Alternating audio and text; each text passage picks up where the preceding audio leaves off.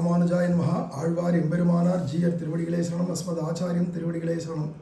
ஸ்ரீசைலேச தயாபாத்திரம் தீபக்தியாதி குணார்ணவம் யதீந்திர பிரவணம் வந்தே ரம்யஜா மாதரம் முனிம் ஸ்ரீமத் கிருஷ்ண சமாஹ்வாய நமோ யாமுன சூனவே யற்கடாட்சைக்க லக்ஷானாம் சுலபஸ்ரீதர சதா மன்வீர்காளிங்கே மணவாள மாமுனிவன் பொன்னடியாம் செங்கமல போதுகளை உன்னிச்சரத்தாலே தீண்டில் அமானவனும் நம்மை கரத்தாலே தீண்டல் கடன். அஸ்மத் ஆச்சாரியம் திருவடிகளே சரணம். இங்கே நாவலிட்டுழி தருகின்றோம் நமந்தவர் தலைகள் மீதே அப்படிங்கிற இந்த முதல் பாசுரத்தில் வர இந்த வரிக்கு சுவாமி விரிவாச்சான் பிள்ளை வியாக்கியான அருளை செய்கிறார். பாபபலத்தை அனுபவிப்பிக்கும் யமனுடைய தலையிலும் அவன் மராட்டி தலையிலும் அடியிட்டு சஞ்சரியான் என்றோம் அப்படிங்கிறார். நமன் தமர் தலைகள் மீதே. நமன்னா யமன் அர்த்தம், தமர்னா அவனுடையதான வேலைக்காரர்களான பட்டர்கள், யம பட்டர்கள், தூதுவர்கள். யம தூதுவர்கள் தலையிலும் யமனுடைய தலையிலும் யமனுடைய மனைவி இருப்பாளிய தேவி அவ தலையிலும் இந்த தூதுவர்களுக்கெல்லாம் மனைவி எல்லாம் இருப்பாளே அவ தலையிலும் அவளுடைய புத்திர பௌத்திராதிகள் இத்தனை பேர் தலையிலையும் என் காலை வைப்பேன்றார் தைரியமா.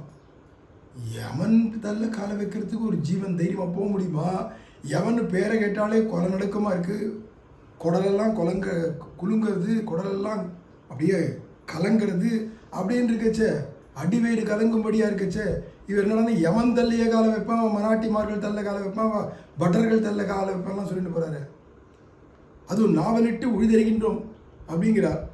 அறையோ அறை, வெற்றியோ வெற்றி அப்படின்னு தைரியமாக போய் கத்துவேங்கிறார். தோத்தவன் எதிர்க்க ஜெயிச்சவன் எப்படி அறையோ அறைன்னு அறைகூவல் விடுப்பானோ அது மாதிரி யமன் எதிர்க்க போய் நின்று அறையோ அறைன்னு சொல்லி அவன் தள்ளியே காலை வைப்பேன்றார். இது என்ன இது? இப்படி ஆழ்வார் எப்படி தைரியமாக சொல்கிறாருன்னா அதுதான் வியாக்கியானத்தை கேட்கணும். பாபத்தினுடைய பலத்தை கொடுக்கக்கூடிய யமன் அவனுடைய மராட்டி எல்லாருக்கும் அனுபவிப்பிக்கும் யமனுடைய தலையிலும் அவன் மராட்டி தலையிலும் அடியிட்டு சஞ்சரியான் என்றோம். நாங்கள்லாம் அவன் தலையிலையும் அவன் மராட்டி தலையிலையும் எல்லார் தலையிலையும் காலை வைப்போம்னு சொல்கிறார். இங்கே நாங்கள்லான்னு சொல்கிறாரே, இவர் ஒருத்தராக பல பேரெல்லாம் என்ன மாதிரி யார் யாரெல்லாம் நாமன் சொல்லாலோ நாங்கள்லாம் நாமன் சொல்கிற கோஷ்டி பிரபன்னர்கள், ஸ்ரீ வைஷ்ணவர்கள். ஸ்ரீ வைஷ்ணவன்னா நாமன் சொல்லணும், இல்லைன்னா அவன் வைஷ்ணவனே இல்லை சொல்ல போனால். நாமன் சொல்கிறவன் தான் ஸ்ரீ வைஷ்ணவன். இந்த சித்தாந்தம் அப்படி தான் போயிட்டு இருக்கீங்க.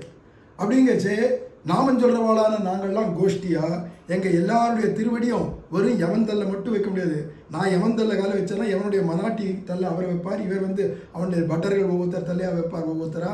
இப்படி அவா மனைவிமார்கள் தல்ல இவாள்லாம் காலை வைப்பார். ஆக கோஷ்டி பூரா யமலோகத்தில் இருக்கிற அத்தனை யமனும் யமனுடைய பட்டர்களும் அவா மனைவிமார்களும் புத்திர பௌத்திராதிகள் எல்லாரதல்லையும் காலை வைப்போம் எல்லாருமா சேர்ந்து.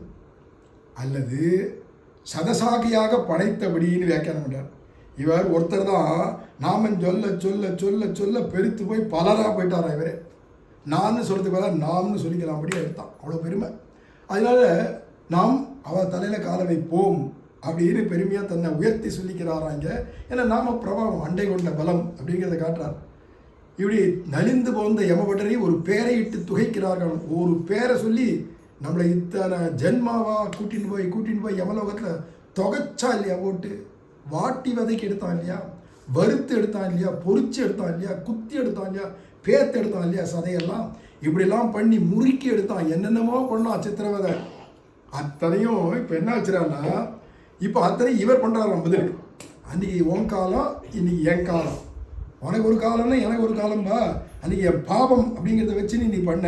இப்போ பாவம்லாம் பொசுங்கி வைகுண்டம் போகிறவனா போயிடுந்தால இப்போ நான் வந்தல்ல காலம் வைக்கிறவா அப்படின்னு நிற்கிறாராம்.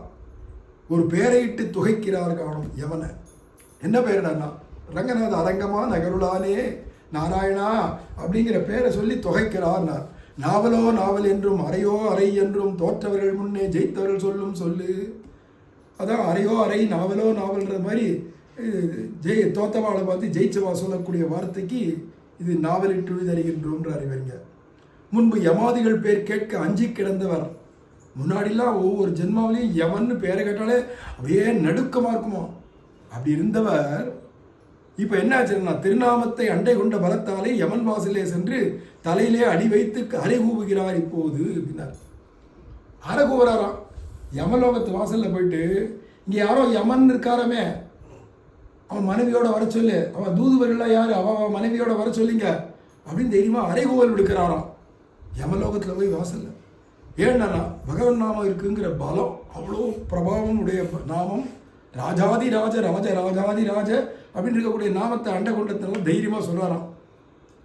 அரை கூவுறாராம். அங்கே போய் யமன் வாசலே சென்று தலையிலே அடி வைத்து அரை கூவுகிறார். இப்போது இது எப்படி இருக்கிறாங்க? அதுக்கு ஒரு திருஷ்டாந்தம் கொடுக்கணும் இல்லையா? வாலி பேரை கேட்கறதுக்கு அஞ்சுன்னு இருந்ததான எங்கெங்கயோ ஓடி நாடோடி மாதிரி ஒளிஞ்சுன்னு இருந்த சுக்ரீவன் ராமரை நண்பனை அடைஞ்ச உடனே இப்போ தைரியமா, ஹே வாலி, தைரியம் இருந்தா, ஆண் பிள்ளையா இருந்தா நீ வா பார்க்கலாம் என் கூட யுத்தத்துக்கு வா, உன்னை என்ன பண்றேன் பார், யுத்தத்தில் உன்னை தோக்கடிச்சிடுறேன் பார், இல்லை உன்னை வதம் பண்றேன் பார் அப்படின்னு தைரியமா அரைகூல் விடுத்தான் இல்லையா கிஷ்கிந்தா கோட்டை வாசல்ல போய். எதனாலடா நேரத்துக்கும் வாலின்னு பேரை கேட்டாலே அஞ்சுவான், பயப்படுவான், கொலை நடுக்கம். இன்னைக்கு ராமரை அண்டை கொண்ட பலம்.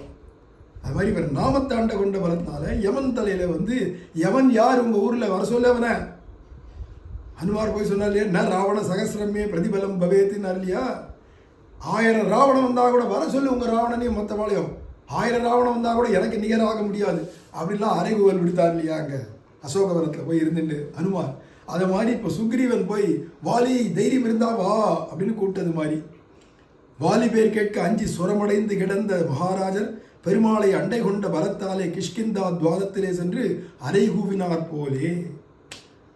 அங்கே ஹனுமார் அரை கூவினார் அசோகவனத்தில் போய் லங்கையில்.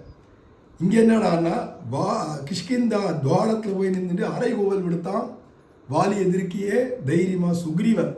அதை மாதிரி யமலோகத்தில் போய் யமன்கிட்டயே அரை கூவல் விடுக்கிறார். அந்த கிஷ்கிந்தாவில் இருந்த வாலிக்கு கூட யமனை கண்டா பயம் உண்டு, ஏன்னா மரணம் வந்துட போகுதுன்ற பயம் உண்டு. இங்கே ராவணனுக்கும் பயம் உண்டு, என்னைக்காவது ஒரு நாள் மரணம் வருமோன்னு. ஆனால் அந்த யமனை கண்டா எல்லாருக்குமே ஒரு பயம் உண்டு உள்ளூர.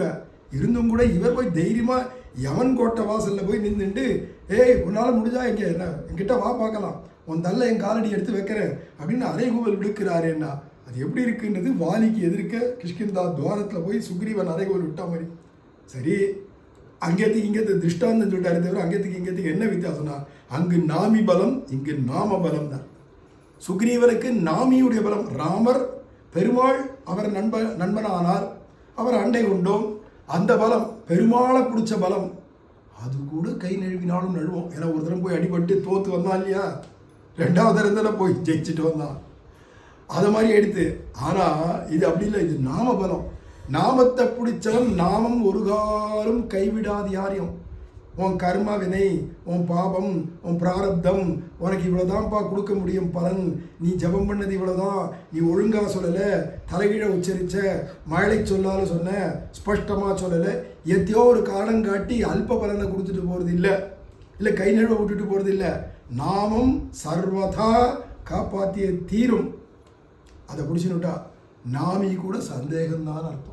ஆனால் அதனால தான் சொல்கிறார், அங்கு நாமி பலம் பெருமாள் அண்டை கொண்ட பலம் சுக்ரீவனுக்கு, இங்கே ஆழ்வாருக்கு நாமத்தை அண்டை கொண்ட பலம் அப்படின்னு பெரிய வித்தியாசம். இதுதான் வாச்சிய பிரபாவம் போலென்று வாசக பிரபாவம். முமுட்சுப்படியில் நாம சித்தாந்தத்தை எடுக்கச்சவே சொல்கிறார் பிள்ளைலோகாச்சாரியம். பெரியவாச்சான் பிள்ளை வியாக்கியானம்லாம் சேவிச்சுட்டு தானே வந்திருக்கார் பின்னாடி பிள்ளைலோகாச்சாரியர், வயசில் பெரியவராச்சே. பிள்ளைலோகாச்சாரியுடைய அப்பாவுக்கு சகபாட்டி நம்பிள்ளையுடைய சிஷ்யர் தான் இவ அப்பாவும் அவள் அப்பாவும். யார் ஸ்ரீமத் கிருஷ்ண சமாஹ்வாயின்னு சொல்லக்கூடிய பெரியவாச்சான் பிள்ளையும் பிள்ளைலோகாச்சாரியுடைய தகப்பனாராகிய வடக்கு திருவிதி பிள்ளையும் 2 பேருமே நம்பிள்ளுடைய ஒரு சிஷ்யர்கள். அப்போ வடக்கு திருவிதி பிள்ளையுடைய குமார் தானே பிள்ளைலோகாச்சாரர். பெரியவாச்சான் பிள்ளை வியாக்கியானம் என்ன, இவ அப்பா பண்ண வடக்கு திருவிதி பிள்ளை செஞ்சுதான் நம்பிள்ளை ஈடு வியாக்கியானம் என்ன, எல்லாம் சேவிச்சுட்டு தானே இப்போ ரகசிய கிரந்தங்களே அருளி செய்கிறார். அப்போது இதில் இருக்கிறதுக்கெல்லாம் மூலம் எதிராக தான் பெரியவாச்சான் பிள்ளை முன்னாடியே சொல்லிட்டார், அது நாமி பலம் இங்கு நாம பலம்னுட்டார். அப்போ வாட்ச பிரபாவம் போலன்று வாச்சக பிரபாவம்னா என்ன அர்த்தம்னா, பகவானுடைய பிரபாவம் மாதிரி இல்லை, பகவன் நாம பிரபாவம் அதை விட உயர்ந்தது.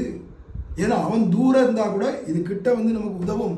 திரௌபதிக்கு நாமந்தான் காப்பாற்றித்தே தவிர நாமி காப்பாற்ற, கிருஷ்ணன் வந்து காப்பாற்றலை, அவனுடைய கோவிந்தாங்கிற நாமந்தான் காப்பாற்றித்து அப்படிங்கிறத எடுத்து காட்டுறாரு இல்லையா. அதுதான் இந்த சூர்ணிகையில் சொல்லிட்டு வந்தார். மேலே அடுத்த சூர்ணிகை மேலே அனுபவிக்கலாம்.